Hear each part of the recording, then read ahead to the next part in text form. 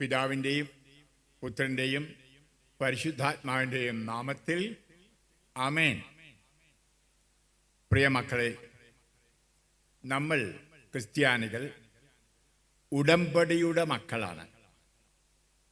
നമുക്കറിയാം, ഉടമ്പടിയും കരാറും തമ്മിൽ വ്യത്യാസമുണ്ട്. Covenant and agreement, they are different.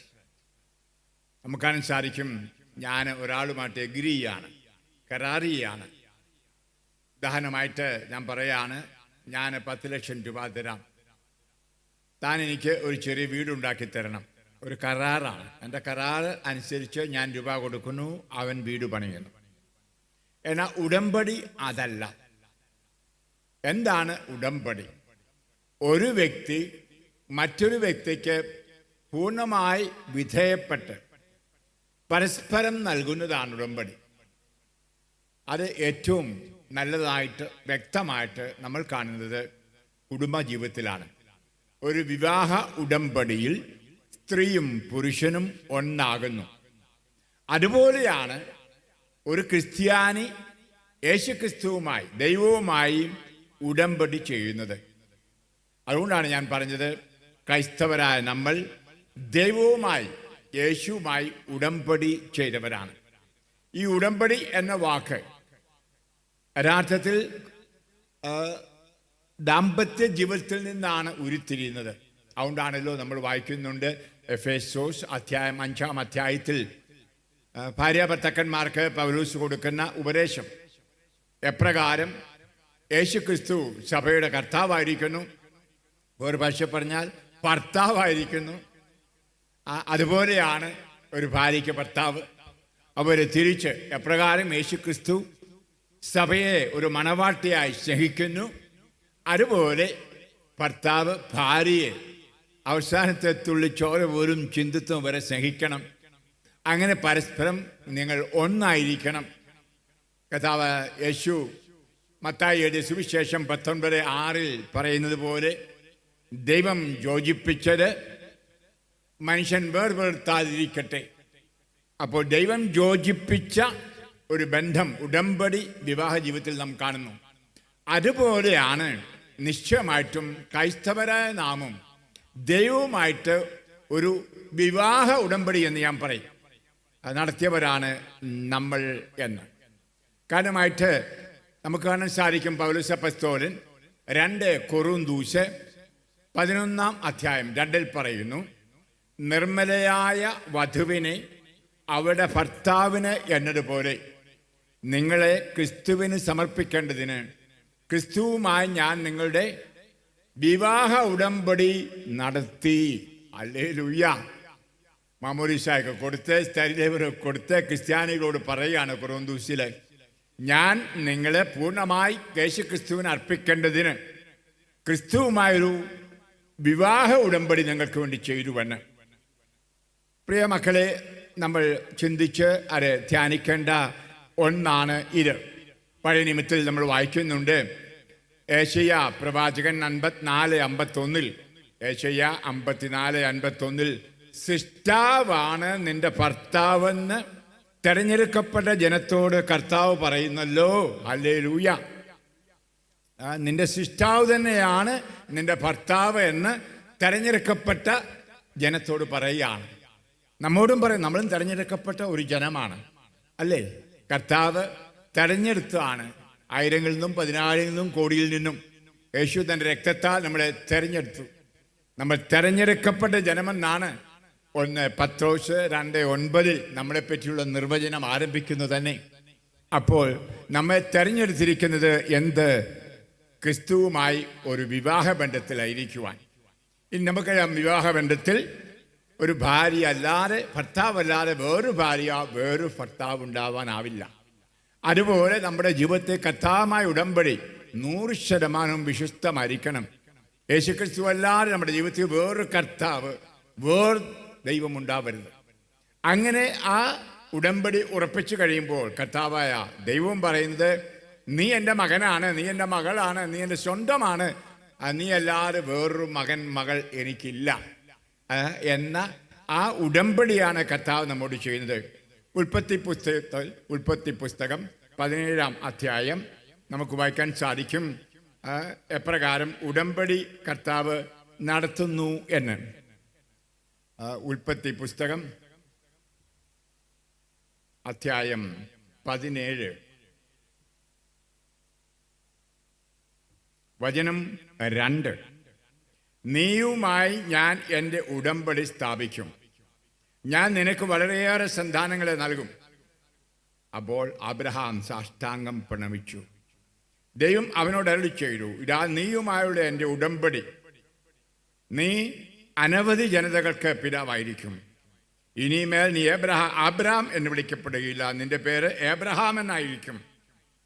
നിന്നെയും നിന്റെ തലമുറയും ഞാൻ അനുഗ്രഹിക്കും, തമ്മിൽ തലമുറയായി എന്നേക്കും ഞാൻ നിന്റെ ഉടമ്പടി സ്ഥാപിക്കും.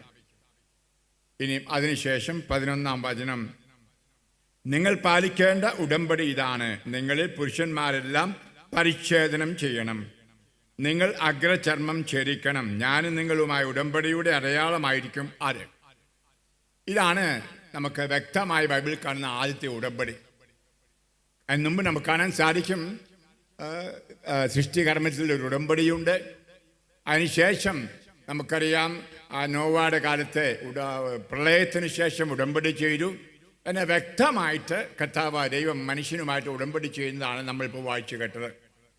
പറയാണ് എബ്രഹാത്തോട് അവൻ്റെ പേര് പോലും മാറ്റി, അബ്രാം എന്നുള്ള എബ്രഹാം എന്ന പേര് പോലും മാറ്റി. എന്നിട്ട് പറഞ്ഞു, നീയുമായി ഞാൻ ഉടമ്പടി ചെയ്യുന്നു.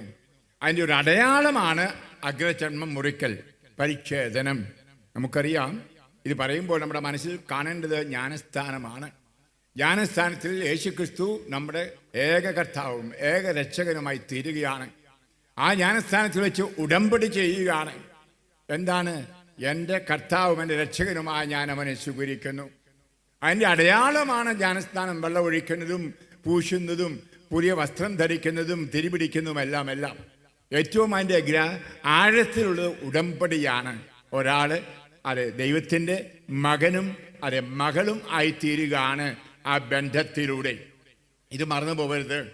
അപ്പോൾ ദൈവവുമായുള്ള ഉടമ്പടിയാണ് ജ്ഞാനസ്ഥാനത്തിൽ. മാത്രമല്ല ഓരോ കൂരാശകളും വീണ്ടും വീണ്ടും ഈ ഉടമ്പടി ഉറപ്പിക്കുകയാണ് കർത്താവുമായി. ഉദാഹരണമായിട്ട് അവൻ്റെ ശരീരവും രക്തവും ഭക്ഷിച്ചു പാനം ചെയ്യുന്ന വിശുദ്ധ കുർബാനയിൽ ഉടമ്പടി ആഴമാക്കുന്നു. അങ്ങനെ നാം യേശുവിൻ്റെയും യേശു നമ്മുടേതുമായി തീർന്നു. അതെ, 1 കൊറിന്തോസ് 3:23 നമ്മൾ വായിക്കുന്ന പോലെ, നിങ്ങളാകട്ടെ ക്രിസ്തുവിൻ്റെയും ക്രിസ്തു ദൈവത്തിൻ്റെയും. ഹല്ലേലൂയ. ഒരു അഭേദ്യ ബന്ധം, വിവാഹ ജീവിതത്തിലെ ബന്ധം എന്ന പോലെ തന്നെ റോമാക്കാർക്ക് ലേഖനം അധ്യായം 8:35, ക്രിസ്തുവിൻ്റെ സ്നേഹത്തിൽ നിന്ന് ആര് എന്നെ വേർപെടുത്തും? ക്ലേശമോ ദുരിതമോ നഗ്നതയോ ആപത്തോ വാളോ പീഡനമോ പട്ടിണിയോ ഒന്നും മാറ്റുകയില്ല. അപ്പോൾ ഇതാണ് ഞാൻ പറഞ്ഞല്ലോ ഉടമ്പടി ചെയ്യുന്ന ഒരു ഭാര്യയും ഭർത്താവും തമ്മിലുള്ളത്. ഇനി ഇത് വളരെ വ്യക്തമായിട്ട് മനസ്സിലാക്കിയിരിക്കാനാണ് ഞാനിത് പറയുന്നത്. അപ്പോൾ മറ്റു മനുഷ്യരുമായി കരാറുകൾ ചെയ്യുന്നത് ഉടമ്പടി അല്ല. ഉടമ്പടിയിൽ ഒരു വ്യക്തി മറ്റേ വ്യക്തിയിലായിരിക്കും, ഒരു വ്യക്തി മറ്റേ വ്യക്തിയുടേതായിരിക്കും. അഭേദ്യമായ ഒരു ബന്ധം. അത് വ്യക്തമായി നമ്മൾ കാണുന്ന ഭാര്യ ഭർത്തൃ ബന്ധത്തിൽ ഇതുതന്നെയാണ് അത് ക്രിസ്തുവുമായിട്ട് നമുക്കുണ്ടാവേണ്ട ബന്ധം. നമുക്കറിയാം ഇസ്രായേൽക്കാർ ഇത് വീണ്ടും വീണ്ടും ഉറപ്പിച്ചു ഈ ഉടമ്പടി. ഏറ്റവും വലിയ ഉടമ്പടി ഉറപ്പിക്കൽ സീനായി മലയിൽ വെച്ചാണ്. നമുക്കറിയാം 10 കൽപ്പനകൾ നൽകിക്കൊണ്ട് മൂശയുമായുള്ള ആ ഉടമ്പടി നടത്തലാണ് ഏറ്റവും വലുത്. നമ്മൾ വായിക്കുന്നു പുറപ്പാട് പുസ്തകം 19-ാം അധ്യായം, സീനായിലെ ഉടമ്പടി. ഞാൻ മുഴുവൻ വായിക്കുന്നില്ല, നിങ്ങൾക്ക് കാണാൻ സാധിക്കും. സീനായി മലയിൽ ദൈവജനം എത്തി. അതിനുശേഷം കർത്താവിൻ്റെ അടുക്കലേക്ക് മൂശ ചെല്ലുന്നു. ഇനിയും അതിനുശേഷം കർത്താവ് പറയുന്നു, നിങ്ങൾ എൻ്റെ വാക്കുകൾ കേൾക്കുകയും എൻ്റെ ഉടമ്പടി പാലിക്കുകയും ചെയ്താൽ നിങ്ങൾ എല്ലാ ജനങ്ങളിൽ വെച്ച് എനിക്ക് ഏറ്റവും പ്രിയപ്പെട്ട എൻ്റെ സ്വന്തം ജനമായിരിക്കും. കാരണം ഭൂമി മുഴുവൻ എൻ്റെതാണ്. നിങ്ങൾ എനിക്ക് പുരോഹിത രാജ്യവും വിശുദ്ധ ജനവുമായിരിക്കും. ഹല്ലേലൂയ. കഥ വ്യക്തമായിട്ട് ഉടമ്പടി ഉറപ്പിക്കുന്നു. ഈ ഉടമ്പടിയിൽ പരിച്ഛേദന കർമ്മമല്ല, ഒരു ബാഹ്യ അടയാളമല്ല. പിന്നെ അല്പം കൂടെ മുന്നോട്ട് കടക്കുന്നു. ഈ ഉടമ്പടിയിൽ 10 കൽപ്പനകൾ പാലിച്ചുകൊണ്ട് അവിടുത്തെ പൂർണ്ണ ഹൃദയത്തോടെ സ്നേഹിച്ചുകൊണ്ടാണ് ഉടമ്പടി ഉറപ്പിക്കുന്നത്. ഹല്ലേലൂയ. നമ്മളിത് പറയുമ്പോൾ ഉടമ്പടി ഉടമ്പടി എന്ന് കേൾക്കുമ്പോൾ നമ്മുടെ മനസ്സിൽ, കത്തോലിക്കരുടെ മനസ്സിൽ വരുന്നത് എന്നുമുള്ള ബലിയിൽ നമ്മൾ കേൾക്കുന്ന ഒരു വചനമാണ്.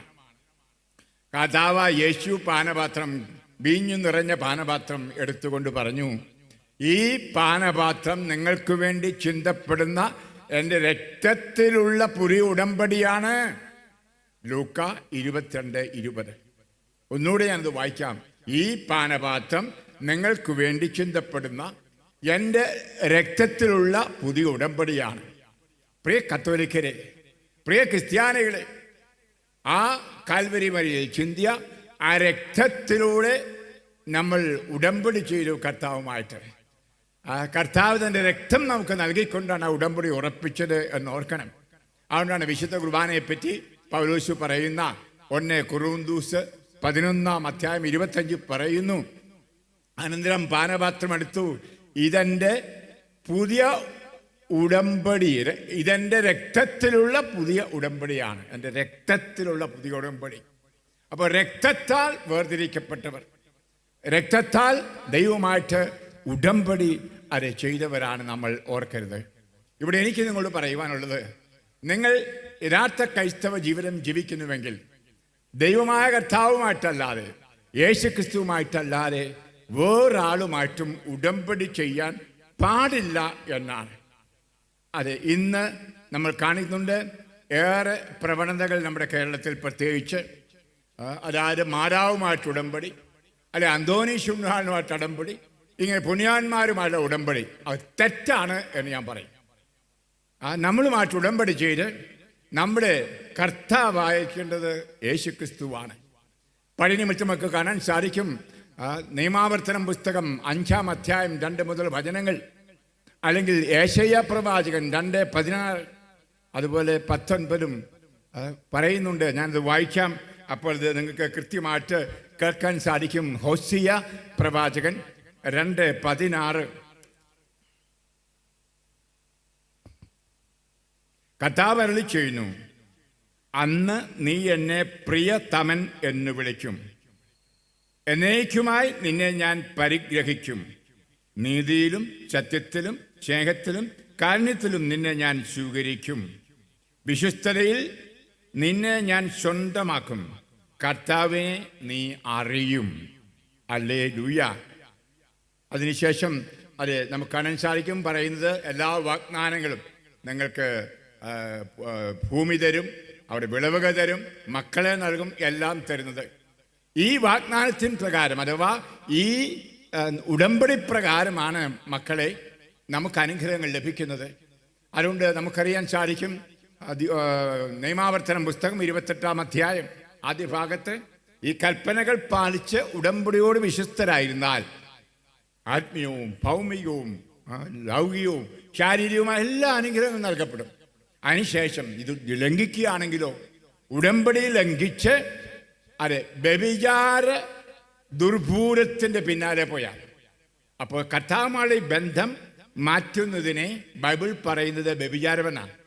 അപ്പോൾ ബൈബിൾ പറയുന്ന വ്യഭിചാരം, ഒരു തരത്തിലുള്ള വ്യഭിചാരം ഇതാണ്, കർത്താവിൽ നിന്ന് അകന്നു പോവുക. കർത്താവ് ഉടമ്പടി ലംഘിക്കുന്നത്, അവിശ്വസ്തത കാണിക്കുന്നതാണ് വ്യഭിചാരം. അത് കാണാൻ സാധിക്കും. അത് വിഗ്രഹാരാധനയാണ്. പഴയ നിയമത്തിൽ ബാൽ എന്ന് പറയുന്ന വിഗ്രഹം പിശാചിനെ ആരാധിച്ചു. വേറെ പലരും വിഗ്രഹങ്ങളും ഉണ്ടായിരുന്നു. അപ്പോൾ അങ്ങനെ ഹൃദയത്തിൽ വിഗ്രഹങ്ങളെ സ്ഥാപിച്ചതിനെ പറ്റി എസെക്കിയേൽ 14 പറയുന്നുണ്ട്. ഹൃദയത്തിലെ വിഗ്രഹങ്ങൾ മാറ്റുക. അപ്പോൾ ഒരു പക്ഷേ വ്യക്തികളായിരിക്കാം, പണമായിരിക്കാം, അല്ല ചില സ്വരൂപങ്ങളായിരിക്കാം. അങ്ങനെ വിഗ്രഹങ്ങളെ ഉള്ളിൽ വച്ചുകൊണ്ട് ദൈവത്തിൽ നിന്ന് അകന്നിരിക്കുന്നവരെ പറഞ്ഞിരിക്കുന്നത് വ്യഭിചാര ദുർഭൂരം ബാധിച്ചവർ എന്നാണ്. Hallelujah, hallelujah. അപ്പോൾ നമ്മൾ അപ്രകാരമായിരിക്കരുത്. നമ്മൾ 100%, 100% കർത്താവിന് പൂർണ്ണമായി നൽകിയവരായിരിക്കണം. ഈ ഉടമ്പടി കർത്താവുമായിട്ട് മാത്രമേ ഉണ്ടാകാൻ പാടുള്ളൂ. അതാണ്. ഇനി ചില ആളുകൾക്ക് മാതാവിന് ഉടമ്പടി ചെയ്യുന്നു എന്ന് ഞാൻ അറിയുന്നു ഈ കേരളത്തിൽ. അത് തെറ്റാണ് എന്ന് ഞാൻ ഊന്നിപ്പറയും. ഈശോ വളരെ വ്യക്തമായി തൻ്റെ പഠനത്തിൽ പറഞ്ഞു, എന്നേക്കാൾ അധികം പിതാവിനെയോ സ്നേഹിക്കുന്നവൻ എനിക്ക് യോഗ്യനല്ല. എന്നേക്കാൾ അധികം പുത്രനെയോ പുത്രിയെ സ്നേഹിക്കുന്നവനും എനിക്ക് യോഗ്യനല്ല. മത്തായി 10:37. അപ്പം മാതാവിനെയോ പിതാവിനെയോ അല്ലെങ്കിൽ പുത്രനെയോ പുത്രിയോ എന്നേക്കാൾ അധികം സ്നേഹിച്ചാൽ അവരെനിക്ക് യോഗ്യരല്ല. അപ്പം നമ്മുടെ 100% സ്നേഹം തമ്പുരാന് കൊടുക്കണം. ഞാൻ ഈ വചനം ധ്യാനിക്കുമ്പോൾ ഓർക്കാറുണ്ട്, കർത്താവ് ആ വചനത്തിൽ ഇത് പറഞ്ഞിട്ടില്ല, എന്നേക്കാളധികം ഭാര്യയോ ഭർത്താവിനെ സ്നേഹിക്കുന്നവൻ എനിക്ക് യോഗ്യനല്ല എന്ന് പറഞ്ഞില്ല. ആമേൻ. അപ്പനെയോ അമ്മയോ മക്കളുടെ കാര്യം പറഞ്ഞു, ഭാര്യ ഭർത്താവിൻ്റെ പറഞ്ഞില്ല. കാരണം കർത്താവ് ഏറ്റവും വിലമടിക്കുന്ന മഹനീയമായൊരു കൂരാശിയ വിവാഹ ജീവിതം. അവിടെ ഭാര്യ ഭർത്താവ് ജീവിക്കണം. എങ്ങനെ? ഭാര്യ ഭർത്താവിൻ്റെതായിട്ടും ഭർത്താവ് ഭാര്യയുടേതായിട്ടും. അപ്പം അതുകൊണ്ടാണ് കർത്താവ് പറയാത്തത്, ഈ വാക്യം അവരെ കൂട്ടിപ്പെടുത്താത്തത്. അപ്പോൾ അത് മനസ്സിലാക്കുക, ആ കർത്താവിന് സ്നേഹം അവിടെ പ്രകടമാകുന്നു വിവാഹ ജീവിതത്തിൽ. വീണ്ടും പറയുന്നു, വിവാഹ ജീവിതത്തെ പറ്റിയുള്ള ഒരു പ്രസംഗമല്ല ഇതെങ്കിലും ഞാനത് സൂചിപ്പിക്കുകയാണ്. കാരണം എന്നെ ശ്രദ്ധിക്കുന്ന നിങ്ങൾ പലരും വിവാഹിതർ ആണല്ലോ. അപ്പോൾ മറിയത്തോടുള്ള സ്നേഹം, ഔഷപിതാവിനുള്ള സ്നേഹം, അന്തോനീശോനുള്ള സ്നേഹം ഒരിക്കലും യേശുവിനുള്ള സ്നേഹത്തെ മറികടത്തുന്നതോ തടസ്സപ്പെടുത്തുന്നതോ ആകാൻ പാടില്ല. അവരുമായിട്ടല്ല നമ്മൾ ഉടമ്പടി ചെയ്യേണ്ടത്. കർത്താവ് യേശു പറഞ്ഞു, ലോകത്തെയോ ലോകത്തുള്ള വസ്തുക്കളെയോ നിങ്ങൾ സ്നേഹിക്കരുത്. ആരെങ്കിലും ലോകത്തെ സ്നേഹിച്ചാൽ പിതാവിൻ്റെ സ്നേഹം അവനിൽ ഉണ്ടായിരിക്കുക ഇല്ല. കർത്താവിൻ്റെ വചനമാണ് ഇത്. 1 യോഹന്നാൻ 2:15. അപ്പോൾ ലോകത്തിലുള്ളതൊന്നും ഒരു സൃഷ്ടി വസ്തുക്കളെയും ഓരോ ശിഷ്ട വസ്തുക്കളെയും നമ്മൾ സ്നേഹിക്കാൻ പാടില്ല, ദൈവത്തെക്കാളോ അല്ല ദൈവത്തിന് പകരമായിട്ടോ. അതുകൊണ്ട് ഇന്ന് ഞാൻ കേരളത്തിൽ കാണുന്ന ഒരു ചെറിയ കുറച്ചു പേരുടെ ഇടയിലുള്ള പ്രവണത മാതാവിനെ ഒരു ദേവിയാക്കി മാറ്റുക. അപ്പോൾ മാതാവുമായി ഉടമ്പടി ചെയ്യുക. എന്തിന്? അത് ഉടമ്പടിയല്ല, കരാറാണ്. ആ മാതാവ് ഉടമ്പടി ചെയ്തിട്ട് അനുഗ്രഹങ്ങൾ കിട്ടാൻ, ഭൗമികമായ അനുഗ്രഹങ്ങൾ നേടാൻ, അല്ല യേശുക്രിസ്തുമായി ഒന്നാകാനുള്ള ഉടമ്പടിയല്ല. അതുകൊണ്ടാണ് അങ്ങനെയുള്ള ഉടമ്പടിയുള്ള സ്ഥലത്ത് ഹിന്ദുക്കളും മുസ്ലിങ്ങളും വിശ്വാസമില്ലാത്തവരെല്ലാം പോകുന്നുണ്ട്. എന്ത്? ഒരു കരാർ ചെയ്യുക മാതാവുമായിട്ട്. എന്തിന്? ഭൗമിക അനുഗ്രഹങ്ങൾ, ലൗകിക അനുഗ്രഹങ്ങൾ നേടുവാൻ. 1 കൊറിന്തോസ് 15:19. യേശുക്രിസ്തുവിൽ നമ്മുടെ വിശ്വാസം ലൗകിക കാര്യങ്ങൾ നേടിയെടുക്കാൻ വേണ്ടി മാത്രമുള്ളതാണെങ്കിൽ മറ്റാരേക്കാൾ നിങ്ങൾ പരാജിതരാണ്. ഹല്ലേലൂയ. പ്രിയമുള്ളവരെ, നമ്മൾക്ക് യേശുക്രിസ്തുവുമായുള്ള ബന്ധം, ഈ ഉടമ്പടി എന്തിനാണ്? ഭൗമിക കാര്യങ്ങൾ നേടിയെടുക്കാനല്ല, പിന്നെയോ സ്വർഗരാജ്യം സ്വന്തമാക്കുവാൻ. ഹല്ലേലൂയ. അപ്പോൾ കർത്താവിൻ്റെ വചനം പാലിച്ചുകൊണ്ട്, ഈ കൽപ്പനകൾ പാലിച്ചുകൊണ്ട് നമ്മൾ അവനെ സ്നേഹിച്ച് അവനെ സ്വന്തമാക്കുന്നു. അവൻ എന്നിലും ഞാൻ അവനിലും വസിക്കുന്നു. അവൻ എൻ്റേലും ഞാൻ അവൻ്റേലുമാകുന്നു. ഒരിക്കലും മുറിക്കപ്പെടാത്ത ഒരു ബന്ധം നമ്മൾ വായിക്കുന്നുണ്ട്. നിയമാവർത്തനം പുസ്തകം 7:9. നിയമാവർത്തനം 7:9. അതായത് പ്രമാണങ്ങൾ പാലിച്ച് കർത്താവിനെ സ്നേഹിച്ചുകൊണ്ട് ജീവിച്ചാൽ നമ്മൾ ദൈവത്തിൻ്റെ മക്കളായിരിക്കും. ആ ദൈവം നമ്മുടെ പിതാവായിരിക്കും എന്ന് പറയുന്ന വാക്യം ഞാനിത് വായിക്കാം. നിയമാവർത്തനം 7:9.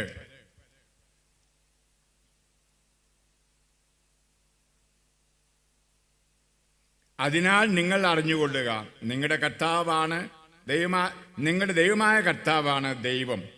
തന്നെ സ്നേഹിക്കുകയും തൻ്റെ കൽപ്പന പാലിക്കുകയും ചെയ്യുന്നവരോട് 1000 തലമുറകൾ വരെ ഉടമ്പടി പാലിക്കുകയും അചഞ്ചലമായ സ്നേഹം പ്രകടിപ്പിക്കുകയും ചെയ്യുന്ന വിശ്വസ്തനായ ദൈവം. തമ്പുരാനെ പറ്റി പറയുകയാണ്, ഉടമ്പടി 100% വിശ്വസ്തയോടെ പാലിക്കുന്നു. 1000 തലമുറയോളം തന്നെ വെറുക്കുന്നവരെ നശിപ്പിച്ചുകൊണ്ട് അവിടുന്ന് പ്രതികാരം ചെയ്യും. അവരോട് നേരിട്ട് പ്രതികാരം ചെയ്യാൻ അവിടുന്ന് വൈകുന്നില്ല. ആകയാൽ ഞാൻ ഇന്ന് കൽപ്പിക്കുന്ന പ്രമാണങ്ങളും ചട്ടങ്ങളും നിയമങ്ങളും അനുസരിക്കാൻ നിങ്ങൾ ശ്രദ്ധിക്കണം. ഹല്ലേലൂയ. പ്രിയമുള്ളവരെ, നമുക്ക് ആത്മാർത്ഥമായി ഇതൊക്കെ ധ്യാനിക്കേണ്ട ഒരു അവസരമാണ്. ഒരുപക്ഷെ ഇതിൻ്റെയൊക്കെ ഫലമല്ല ഇന്ന് നമ്മുടെ കേരള സഭയിലും കേരളത്തിൽ നടക്കുന്ന ദുരനുഭവങ്ങളൊക്കെ എന്ന് ചിന്തിക്കണം.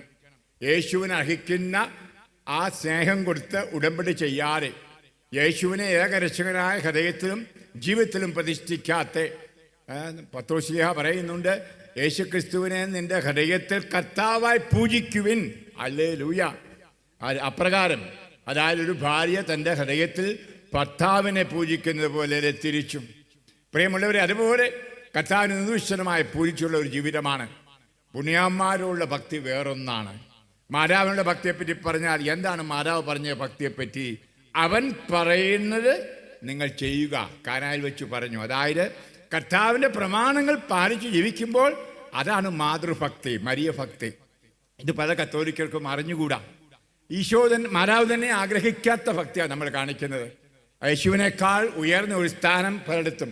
ഒന്ന് പള്ളിയിൽ പോയി നോക്കിക്കേ, ക്രൂശിക്കപ്പെട്ട ഈശോയുടെ മുമ്പിൽ ഒരു പൂ പോലും ആരും വെക്കില്ല.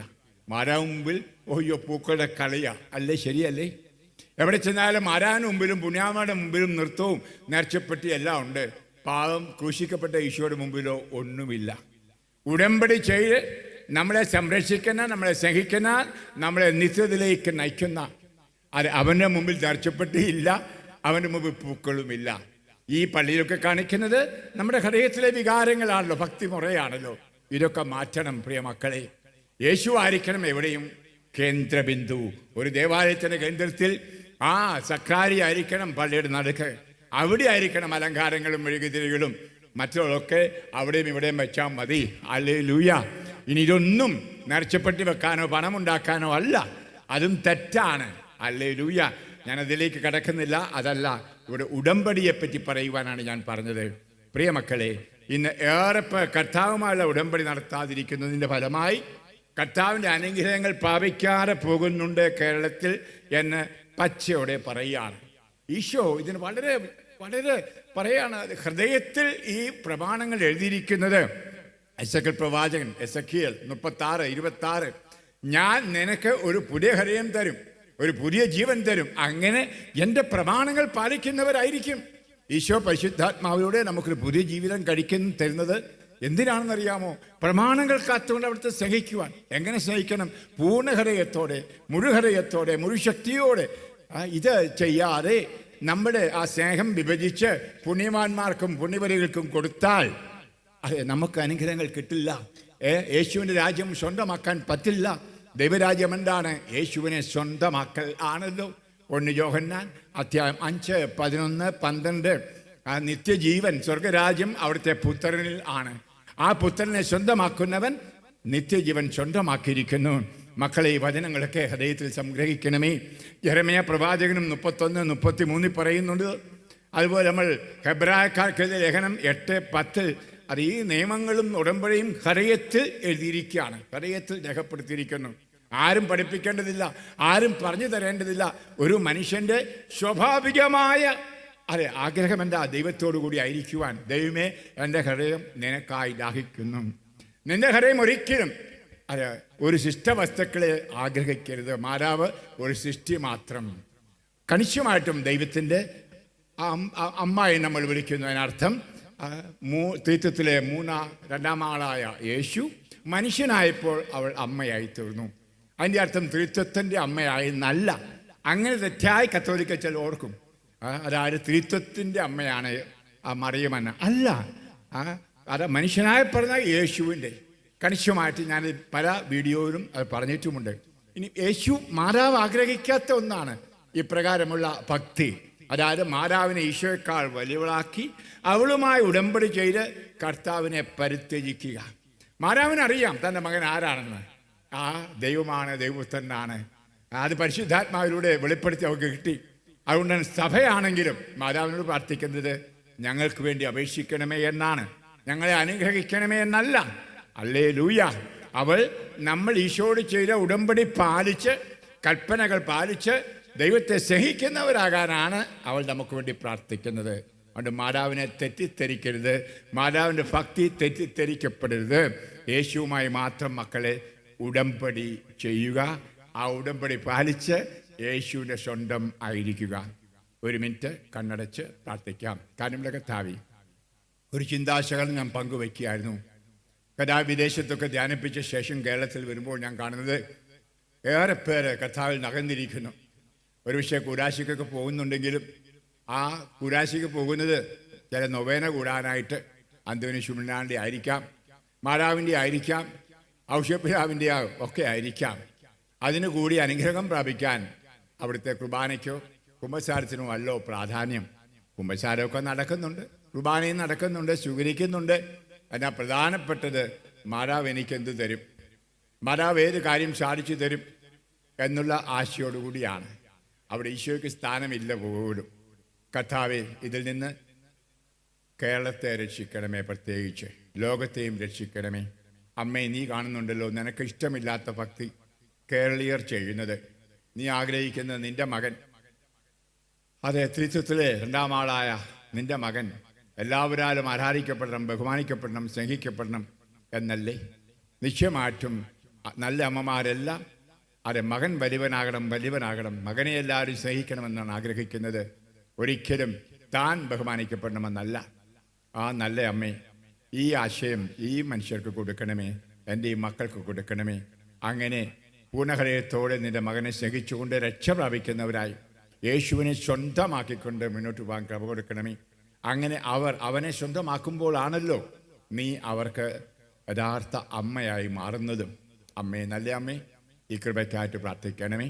പ്രിയ മക്കളെ, നിങ്ങൾ ഓരോരുത്തരെയും നിങ്ങൾ ജ്ഞാനസ്ഥാനം മുതൽ ചെയ്ത ആ ഈശോയുമായുള്ള ഉടമ്പടിയെ ഞാനിപ്പോൾ ഉറപ്പിക്കുകയാണ്. കഥാവായ ഈശോയെ, ഇവർ ശിഷ്ടവസ്തുക്കളെയും പിശാചിനെയും പാപത്തെയും ലോകത്തെ എല്ലാം തിരസ്കരിച്ചുകൊണ്ട് അങ്ങേക്ക് പൂർണ്ണമായി 100% തന്നുകൊണ്ട് അങ്ങൻ്റെ കർത്താവാണ്, രക്ഷകനാണെന്ന് ഹൃദയം കൊണ്ട് ഏറ്റുപറഞ്ഞ് അങ്ങയോട് വിശ്വസ്താപൂർവം ജീവിച്ചു കൊള്ളാമെന്നുള്ള അവരുടെ വാഗ്ദാനം കേട്ടുകൊണ്ട് ഉടമ്പടി നവീകരിക്കണമേ. ഈശോയെ, അങ്ങ് ഇവരുടെ ജീവിതത്തിൽ കടന്നു വന്ന് ആത്മീയവും മാനസികവും ഭൗമികവും ശാരീരികവുമായ എല്ലാ കൃപകളും അങ്ങ് വാഗ്ദാനം ചെയ്തിട്ടുള്ളതുപോലെ കൊടുക്കണമേ. അങ്ങയുടെ വാഗ്ദാനങ്ങൾ നിത്യമാണല്ലോ. എൻ്റെ കർത്താവായി എൻ്റെ ദൈവമേ, ഈ നിമിഷം ഇവിടെ ഹൃദയങ്ങളെ അങ്ങയുടെ ഹൃദയത്തോട് ചേർത്ത് വയ്ക്കുന്നു. ഓ, ആ ഹൃദയത്തിൽ നിന്ന് ഒഴുകുന്ന ചോരയും നീരും ഇവിടെ ഹൃദയത്തിൽ കൊഴുകട്ടെ. അങ്ങുമായി ഒരു അഭേദ്യ ബന്ധമുണ്ടാവട്ടെ. ഓരോ ദിവസവും പ്രാർത്ഥനയിലും കുദാശാസ്വീകരണത്തിലൂടെയും ഈ അഭേദ്യ ബന്ധം ഒരിക്കലും മുറിക്കാതെ കൊണ്ടുപോകാൻ ഇവരെ സഹായിക്കണമേ. നിങ്ങൾ ഓരോരുത്തരെയും യേശുവിൻ്റെ ഹൃദയത്തിൽ മാതാവിൻ്റെ വിമല ഹൃദയത്തിലൂടെ അർപ്പിച്ച് ഞാൻ ആശീർവദിക്കുന്നു, അനുഗ്രഹിക്കുന്നു. പിതാവിൻ്റെയും പുത്രൻ്റെയും പരിശുദ്ധാത്മാവിൻ്റെയും നാമത്തിൽ ആമേൻ. Hallelujah, hallelujah. യേശുവേ നന്ദി.